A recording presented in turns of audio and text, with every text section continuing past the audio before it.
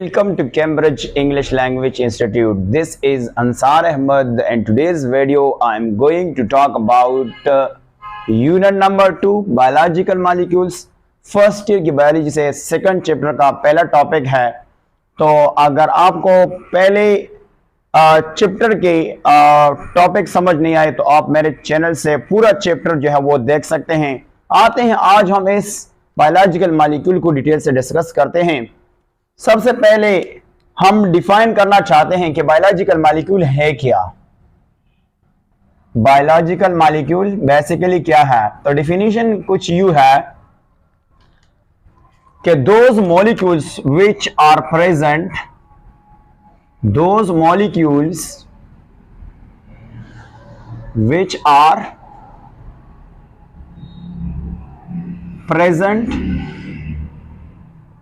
and living organism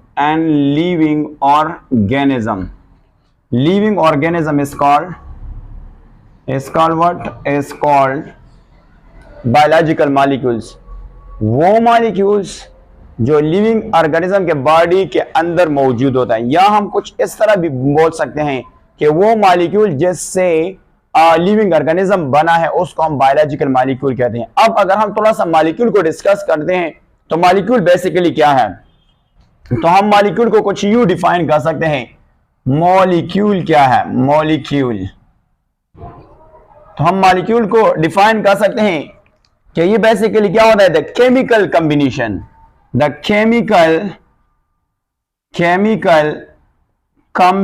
of atoms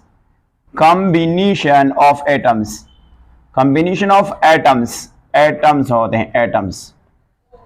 chemical combination of atom से क्या मुराद होता है. जब एटम इकट्ठा हो जाता है और केमिकली वो बॉन्ड के जरिए तो उससे क्या बनता है. अब यहाँ पे मुख्तलिफ क्वेश्चंस अराइज होते हैं. चूंकि मॉलिक्यूल का डिफिनीशन थोड़ा सा ब्रॉडर है, इसको हम अगर डिटेल से देखते हैं तो इसको हम ये भी कह सकते हैं कि ये बेसिकली स्मॉलेस्ट यूनिट है किस चीज की. सब्सटेंस की. इस तरह भी हम बोल सकते हैं कि ये स्मॉलेस्ट पार्टिकल है मैटर की which exist in a pre state और कंपोजिशन में भी यानी combined of like unlike atoms. यानी अगर हम देख लेते हैं इसकी जो मॉलिक्यूल है ना, बेसिकली इसकी कैटेगरी है. ये वन एटम से भी बन सकता है. फॉर एग्जांपल अगर मैं सिंगल एटम की बात करता हूं तो हीलियम है.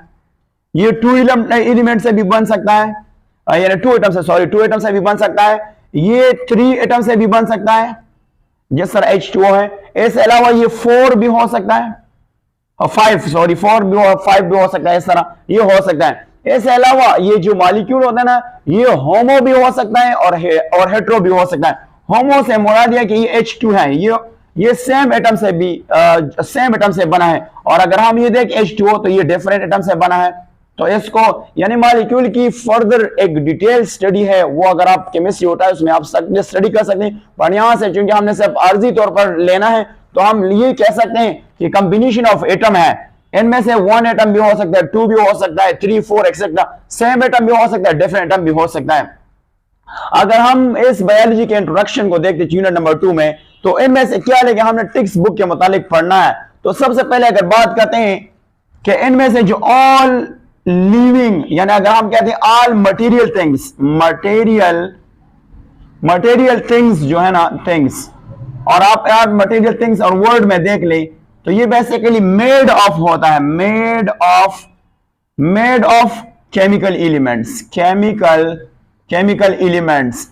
से ये बना होता है. दुनिया में आप जितनी भी चीजें देखें जो मटेरियल थिंग्स होता है वो बेसिकली केमिकल एलिमेंट से बना है. वो बेसिकली किससे बना है, वो केमिकल एलिमेंट से बना है. अगर हम एलिमेंट के बारे में, बेसिकली एलिमेंट क्या है. Element is a pure substance which can not be split into other substances by physical और chemical process, so we called the element.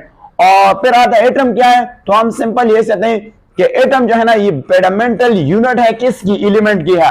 तो अब जब केमिकल एटम्स इकट्ठा हो जाता है, कौन सा चीज, केमिकल, आपके पास केमिकल एटम्स होते हैं, chemical, that is called, we called chemical elements होते हैं.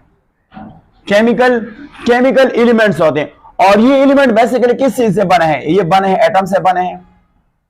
और जब एटम्स बॉन्ड के जरिए मिल जाता है तो एटम से बनते हैं, एटम्स बनाता है मॉलिक्यूल्स, और दूसरा क्या बनाता है, दैट इज कॉल्ड कंपाउंड्स बनाता है, कंपाउंड्स।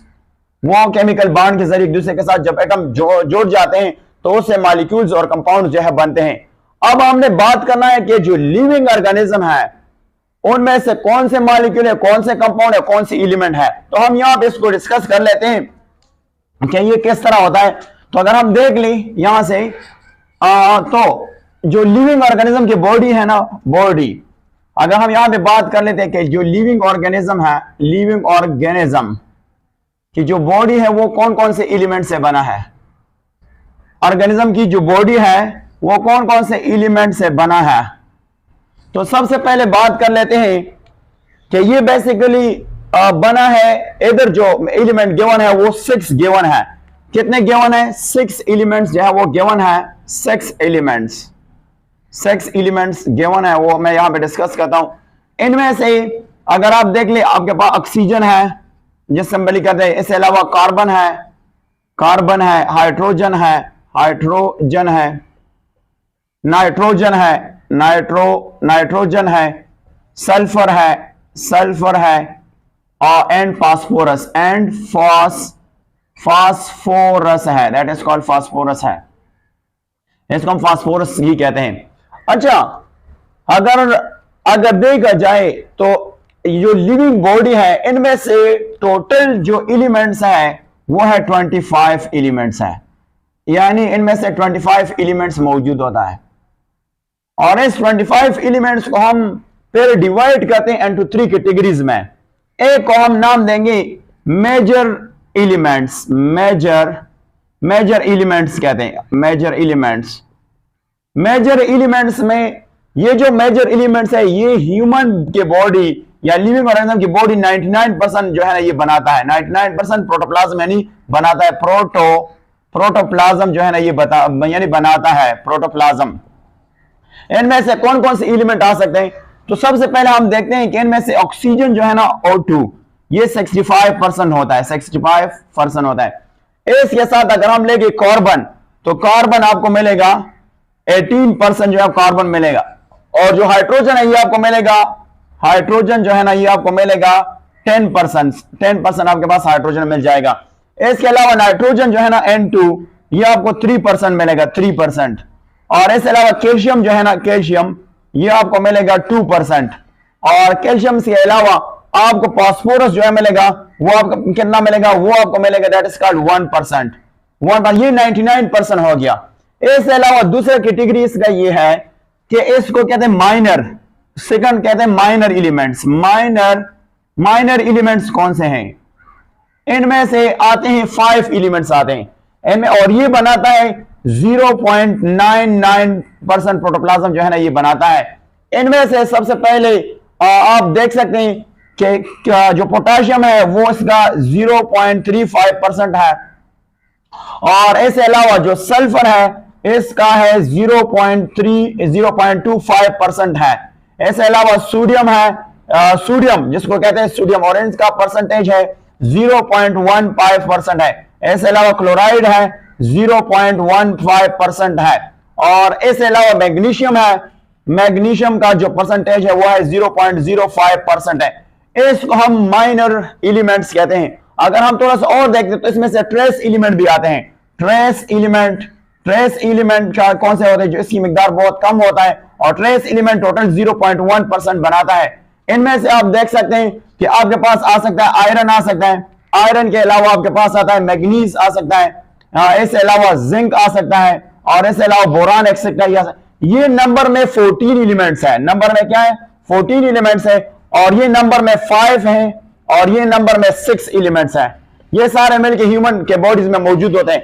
बट एफएससी के टेक्स्ट बुक में आपने इतना डिटेल में नहीं जाना है, ये मैंने मुख्तलिफ जगह से डेटा जो है वो कलेक्ट किया है। आपने क्या करना है, आपने सिर्फ इतना याद करना है कि जो फर्स्ट ईयर की बायोलॉजी के मुताबिक ये 6 एलिमेंट मौजूद होते हैं। इन 6 एलिमेंट में से फिर 3 एलिमेंट ऐसे हैं जो 99% बॉडी वेट बनाता है। कितना, 95%।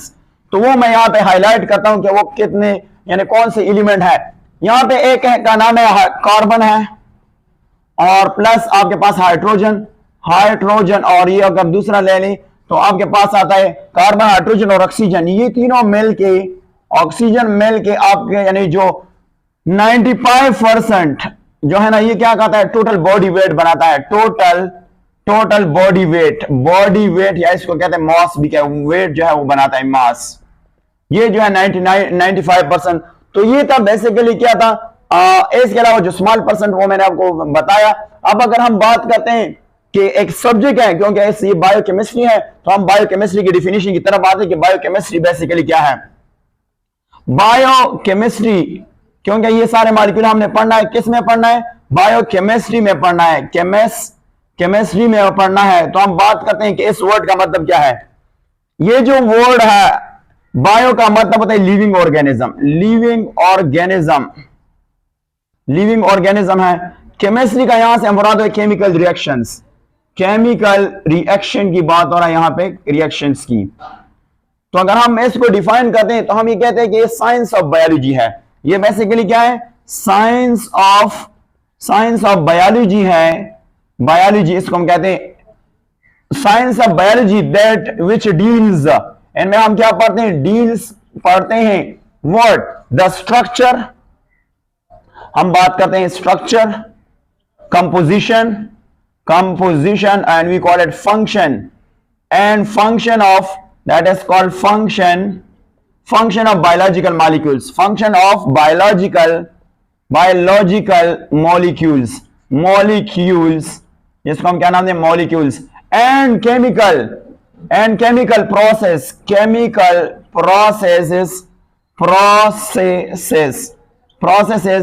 that are occurring in living organism, that we call it here, that हम यहां पे कहते हैं that occurring in living organism, that occurring in it, और सिंपल के in living organism।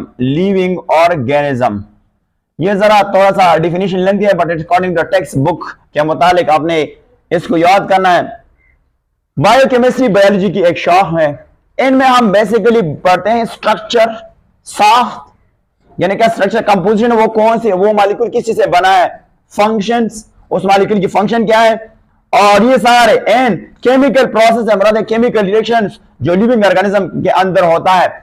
ये सारा जो है कौन से सब्जेक्ट में आता है, ये बायोकेमिस्ट्री में आता है। वो कंपाउंड कौन से हैं अभी मैं आपको बताऊंगा कि फॉर एग्जांपल प्रोटीन है तो प्रोटीन की स्ट्रक्चर हम पढ़ेंगे, कंपोजिशन पढ़ेंगे, इसके फंक्शन पढ़ेंगे। तो ये किस में आता है, ये बायोकेमिस्ट्री की सब्जेक्ट में आता है। ऐसे अलावा जो लिविंग ऑर्गेनिज्म के बॉडी में रिएक्शन होते हैं, फॉर एग्जांपल फोटोसिंथेसिस होता है जो प्लांट में होते हैं, जो एनिमल की बॉडी यानी ह्यूमन के बॉडी में बेसिकली रेस्पिरेशन होता है, तो रेस्पिरेशन क्या, ये भी एक रिएक्शन है, ये लिविंग बॉडी के अंदर होता है। तो ये सारे जब आप स्टडी करते हैं तो इसके एक सब्जेक्ट है जिसको हम कहते हैं बायोकेमिस्ट्री, जिसको हम क्या कहते हैं, बायोकेमिस्ट्री।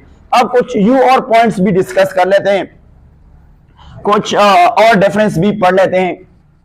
अगर हम देख लेते हैं ना कि बॉडी में फॉर एग्जांपल हम बात करते हैं हाइड्रोजन है, बाइंडिंग ऑफ हाइड्रोजन होते हैं, हाइड्रोजन के साथ साथ ऑक्सीजन है, और इसके अलावा नाइट्रोजन जो है ना, ये किसके साथ बॉन्ड बनाता है, ये बॉन्ड बनाता है या अटैच होता है बॉन्ड कार्बन के साथ।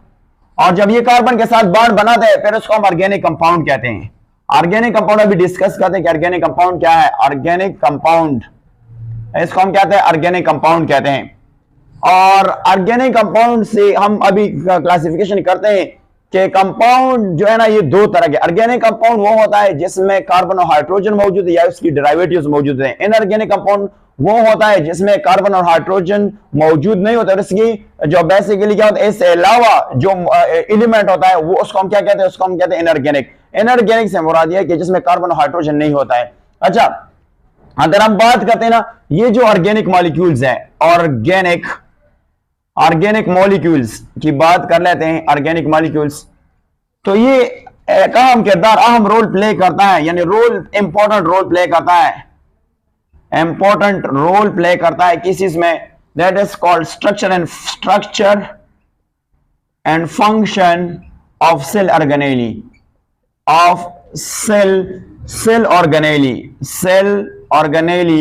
के ये क्या करता है, इसमें से एक अहम रोल प्ले करता है सेल ऑर्गेनेलिज में। यानी उसके स्ट्रक्चर बनाना और इसके फंक्शन जो है ना, ये किस पे डिपेंड करता है, ये डिपेंड करता है, ये ऑर्गेनिक मॉलिक्यूल्स पे डिपेंड करता है। इसके अलावा अगर हम कार्बन को देखें, कार्बन बॉन्ड जो है ना, कार्बन जो होता है ना, ये बॉन्ड बनाता है, ये एक लॉन्ग चेंज बनाता है, लॉन्ग चेंज बनाता है। और इस लॉन्ग चेंज से क्या बनता है, स्केलेटन बनता है।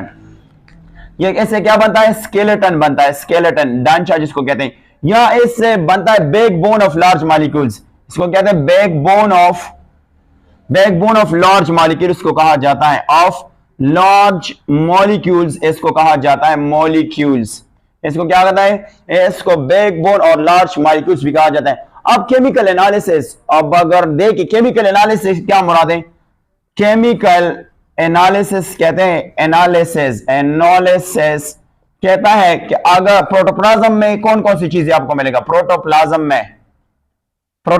बेसिकली क्या है, अगर आपने प्रोटोप्लाज्म के बारे में जाने तो आप मेरे वीडियो देख सकते हैं, बट मैं यहां से आपको बताऊंगा कि सेल वॉल के अलावा जितना बाकी सेल का पार्ट्स होता है उसको हम प्रोटोप्लाज्म कहते हैं। तो प्रोटोप्लाज्म में दो तरह के कंपाउंड आपको मिलेगा, एक होता है ऑर्गेनिक कंपाउंड और दूसरे का नाम है इनऑर्गेनिक कंपाउंड आपको मिलेगा। इनऑर्गेनिक कंपाउंड जो है ना, ये मिलेगा प्रोटोप्लाज्म में, लिविंग ऑर्गेनिज्म के प्रोटोप्लाज्म में। ऑर्गेनिक कंपाउंड होता है जिसमें हाइड्रोकार्बन होता है या इसके डेरिवेटिव होते हैं, इनऑर्गेनिक कंपाउंड होता है जिसमें हाइड्रोकार्बन नहीं होता है। अच्छा, बात कर लेते हैं ना कि ये जो ऑर्गेनिक कंपाउंड है यानी इनमें से कौन कौन से आते हैं और इसकी परसेंटेज भी डिस्कस करते हैं, बट थोड़ा सा इसमें से और 2-3 पॉइंट्स बुक में गिवन है वो डिस्कस करते हैं कि सबसे जो ज्यादा मौजूद होता है यानी इसको कहते हैं इनऑर्गेनिक कंपाउंड, वो है वाटर जो है ना बॉडी में सबसे ज्यादा मौजूद होता है। और वाटर एक अहम रोल प्ले जो है, ये द मोस्ट अबंडेंट होता है, अबंडेंट एंड प्रोटोप्लाज्म में होता है, प्रोटोप्लाज्म में होता है तकरीबन अब मैं अगर सेल की कंपैरिजन करवाता हूं, बट बुक के मुतालिक ये होता है 3 to 4 होता है। 3 to 4 का मतलब क्या होता है, 3 divided by 4 यानी 4 में से 3 पार्ट होता है, इसको तकरीबन कहते हैं 75% आउट ऑफ 100 ये वाटर जो है ना प्रोटोप्लाज्म में मौजूद है। इसके बाद किसका नंबर आता है, इसके बाद नंबर आता है दैट इज कॉल्ड प्रोटीन का जो है नंबर आता है। और प्रोटीन जो है ना ये इसका सेकंड नंबर होता है और इसका काम ये है कि ये सेल के स्ट्रक्चर और फंक्शन में अहम रोल प्ले करता है। स्ट्रक्चर एंड फंक्शन में, सेल के स्ट्रक्चर एंड फंक्शन में क्या करता है, काम रोल प्ले करता है। इसके अलावा अगर देख लेते हैं ना तो और ऑर्गेनिक कंपाउंड्स भी मौजूद होते हैं। फॉर एग्जांपल कार्बोहाइड्रेट्स होता है, कार्बोहाइड्रेट्स के साथ साथ लिपिड्स होता है और लिपिड के साथ साथ न्यूक्लिक एसिड होता है, न्यूक्लिक एसिड। इसके अलावा जो एंजाइम होता है वो भी बेसिकली प्रोटीन एंड नेचर है, वो प्रोटीन से बने होते हैं, प्रोटीन एंड नेचर होता है। इसके अलावा अगर हम बात करेंगे हार्मोन्स, तो हार्मोन भी बॉडी में काम रोल प्ले करता है। हार्मोन्स जो है ना MOA, हार्मोन्स भी है एक इंपॉर्टेंट रोल प्ले करता है, इंपॉर्टेंट रोल प्ले करता है बॉडी में, रोल प्ले करता है किसमें, बॉडी में। इसके अलावा इनऑर्गेनिक सॉल्ट या जिसको हम मिनरल कहते हैं, इनऑर्गेनिक सॉल्ट्स भी मौजूद होता है, एक्सेट्रा ETC। अब इसको मिनरल भी कहते हैं। अब हम ऐसा करते हैं ना कि एक कॉमन सेल लेते हैं, टिपिकल सेल्स ऑफ बैक्टीरिया और मेमेलियन सेल लेते हैं और इसकी परसेंटेज जो है वो आपको दिखाते हैं कि इनके डिफरेंस क्या है। थोड़ा सा एक डायग्राम जो है वो यहां पे ड्रॉ करता हूं, वो है केमिकल यानी परसेंटेज वाइज है कि कौन कौन से। तो मैं अगर यहां से एक आम सेल ले लूं और वो परसेंटेज में शो करूं, सबसे पहले मैं कंटेंट की बात करूंगा, कंटेंट कौन कौन से होंगे, कंटेंट्स। और फिर आपके पास बैक्टीरियल सेल होगा और बैक्टीरियल के सेल पर मेमेलियन सेल होगा। तो बात करते हैं मेमेलियन सेल और बैक्टीरियल सेल। तो सबसे पहले कौन सा कंपोनेंट होगा, नंबर फर्स्ट इसका वाटर होगा। वाटर की परसेंटेज कितना होगा, यहां पे 70% है, यहां भी 70% आपको वाटर मिलेगा। फिर नेक्स्ट प्रोटीन, चूंकि मैंने बताया कि प्रोटीन के नंबर है तो प्रोटीन जो आपको मिलेगा यहाँ पे 15% है और यहाँ पे 18% जो है आपको मिल जाएगा। क्या मिलेगा, यहाँ पे आपके पास कितना मिलेगा, यानी 18%। फिर अगर हम बात कर देंगे कार्बोहाइड्रेट्स के, कार्बोहाइड्रेट्स की बात कर लेते हैं, तो कार्बोहाइड्रेट्स की ये आपको 3% मिलेगा, यहां पे आपके पास ये 4% मिलेगा। और फिर अगर हम लिपिड्स की बात कर लेते हैं, लिपिड्स की, तो ये आपके पास मिलेगा कितना, यहां पे आपके पास मिलेगा ये है 3%, यानी इसको हम कहते हैं दैट इज कॉल्ड 3, यानी इसको हम कहते हैं सॉरी 2%, और यहां पे आपके पास मिलेगा 3%। और अगर हम डीएनए की बात कर लेते हैं, तो डीएनए में से कितना होगा, डीएनए आपके पास यहां पे 1% होगा, और यहां पे आपके पास होगा 0.25% जो है ना आपके यहां पे मिल जाएगा। इसके अलावा आरएनए जो है ना, आरएनए, तो आरएनए आपके पास 6 होगा, यहां पे आपके पास 1.1 जो है वो मिल जाएगा। इसके अलावा एंजाइम है, एंजाइम और हार्मोन्स, एंजाइम्स आपके पास क्या मिलेगा, एंजाइम्स जो है और प्लस हार्मोन्स, इसको कहते हैं हार्मोन्स, हार्मोन्स। तो ये आपके पास कितना मिलेगा, ये भी 2% है, ये भी 2% है। और अगर हम बात करें इनऑर्गेनिक साल्ट, इनऑर्गेनिक साल्ट की बात कर लेते हैं, तो ये आपके पास कितना मिलेगा, ये आपके पास 1% मिलेगा। यहां पे मैं कहता हूं 1%, यहां पे आपके पास 1% मिलेगा। तो ये था बेसिकली क्या कि difference between bacterial cell and mammalian cell में क्या डिफरेंस है। तो ये डिफरेंस आप नोट कर सकते हैं, और ये बुक में